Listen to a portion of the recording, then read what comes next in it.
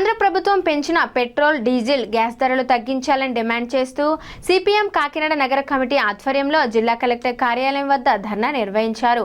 ఈ సందర్భంగా సిపిఎం నగర కమిటీ సభ్యులు కె సత్యరాజు మాట్లాడుతూ కేంద్ర ప్రభుత్వం సామాన్య మధ్యతరగతి కుటుంబాలపై అత్యంత దారుణంగా భారాలు వేస్తుందన్నారు.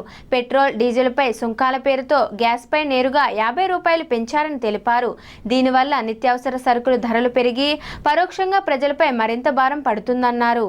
బీజేపీ మూడోసారి అధికారంలోకి వచ్చి ప్రజలపై మతాల మధ్య చిచ్చు పెట్టి మరిన్ని భారాలు వేస్తుందని విమర్శించారు. తక్షణమే పెంచిన పెట్రోల్, డీజిల్, గ్యాస్ ధరలు తగ్గించాలని డిమాండ్ చేస్తున్నామన్నారు. సిపిఎం నగర కన్వీనర్ వీరబాబు మాట్లాడుతూ మోడీ అధికారంలోకి వచ్చే ముందు వచ్చేది అచ్చేదిన్ అన్న విషయాన్ని ప్రస్తావించారు. ఎవరికి అచ్చేదిన్ అని ఆనాడే సిపిఎం ప్రశ్నించిందన్నారు. సామాన్య మధ్యతరగతి కుటుంబాలపై భారాలు వేస్తూ కార్పొరేట్లకు సంపద పెంచడమే బీజేపీ మోడీ విధానాలను విమర్శించారు. అంతర్జాతీయంగా క్రూడ్ ఆయిల్ ధరలు